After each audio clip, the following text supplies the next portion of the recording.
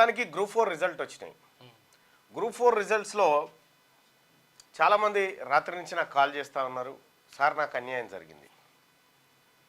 ఎందుకే అనంటే, సార్ నాకంటే తక్కువ మార్కులు వచ్చినటువంటి వాళ్ళకు ఉద్యోగాలు వచ్చినాయి, నాకు రాలేదు. చాలామంది ఫోన్లు చేస్తూ ఉన్నారు, ఏంది బాబు ఎందుకు వచ్చిండొచ్చు అని అంటే ఈడబ్ల్యూఎస్ సార్ అన్నారు. మరి అది మొదలుపెట్టినాడు ఎందుకు సపోర్ట్ చేయలే అంటే, నాకేం కాదేమో మిగతా వాళ్ళకి అవుతుందేమో అని అనుకున్నాను. అది వచ్చింది కొంపలు అంటుకుంది. ఈడబ్ల్యూఎస్ పుణ్యాన దొంగతనంగా ఉద్యోగాలు దోచబడుతూ ఉన్నాయి తెలంగాణ రాష్ట్రంలో. ఆ కోటా ఫిక్స్ చేయకుండా సేమ్ అదే తమాషా కొనసాగిస్తూ తొందర కంప్లీట్ చేస్తున్నారు. ఎవరి డ్రామాలు వాళ్ళవి. తెలంగాణ రాష్ట్రంలో బీసీల నోట్లో బురద మట్టి పోసినట్టు, మోరి మట్టి పోసినట్టు ఉంది ఈడబ్ల్యూఎస్ కథ. ఉద్యోగాల విషయం చూస్తే ఆ కట్ ఆఫ్లు ఎంత, ఏ ర్యాంక్ వరకు ఎవరికి ఉద్యోగం వచ్చింది, ఆ డీటెయిల్స్ అన్ని మరి కాసేపట్లో మీ ముందు వస్తా. అంతకంటే ముందు మహారాష్ట్రలో ఎన్నికలు, అలాగే జార్ఖండ్లో ఎన్నికలు జరుగుతూ ఉన్నాయి. ఈ ఎన్నికల నేపథ్యంలో హామీలు, కూటములు వారిగా హామీలు, విపరీతమైనటువంటి హామీలు ఇచ్చి హెల్త్ అండ్ ఎడ్యుకేషన్ సెక్టార్ని కంప్లీట్గా పక్కకు పెట్టినట్టు కనిపిస్తూ ఉన్నాయి.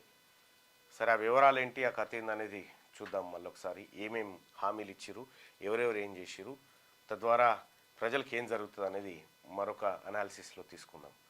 కానీ తెలంగాణ రాష్ట్రంలో గ్రూప్ 4కు పొయ్యే కంటే ముందు కుత్బుల్లాపూర్ నియోజకవర్గంలో ఉన్నటువంటి బీసీల పరిస్థితి ఏంది, బీసీ ఓటర్లు ఎంతమంది, ఓసీ ఓటర్లు ఎంతమంది, అందులో ఎవరికి అధికారం దక్కుతూ ఉంది, ఎవరు ఏందనేది ఒకసారి చూసేటువంటి ప్రయత్నం చేద్దాం. కుత్బుల్లాపూర్ నియోజకవర్గాన్ని ఒకసారి తీసుకుంటే Quthbullapur assembly constituency history and details analysis. ఇక్కడ ఎంతమంది ఓటర్లు ఉన్నారంటే 6,12,700 మంది ఓటర్లు. మొత్తం కుత్బుల్లాపూర్ నాకు తెలిసి రెండో అతిపెద్ద నియోజకవర్గం అనుకుంటా, షెర్లింగంపల్లి తర్వాత. టోటల్ నెంబర్ ఆఫ్ ఓటర్స్ ఎంతమంది అంటే 6,12,700 మంది ఓటర్లు ఇక్కడ కుత్బుల్లాపూర్లో ఉన్నారు.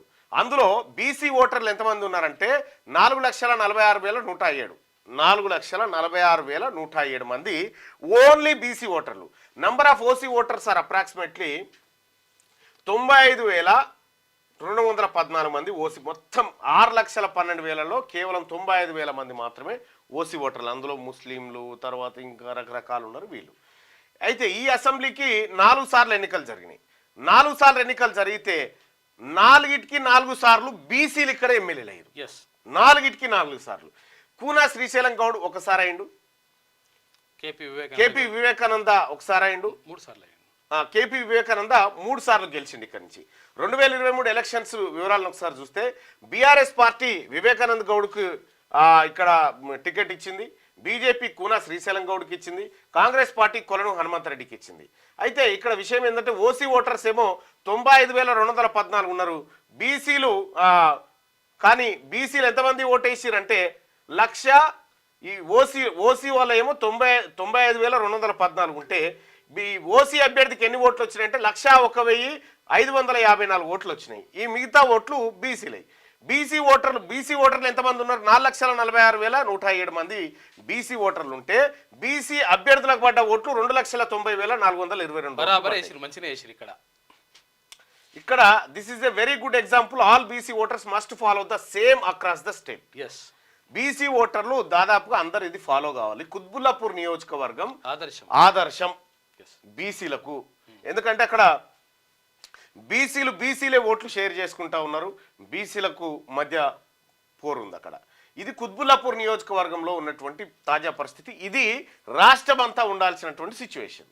ఇక ఇది ఇట్లుంటే ఒకసారి క్యూ న్యూస్ ఛానల్లో పనిచేయటకు అనుభవం గల సీనియర్ వీడియో ఎడిటర్స్ కావాలను సంప్రదించవలసిన నెంబర్ 8688926084.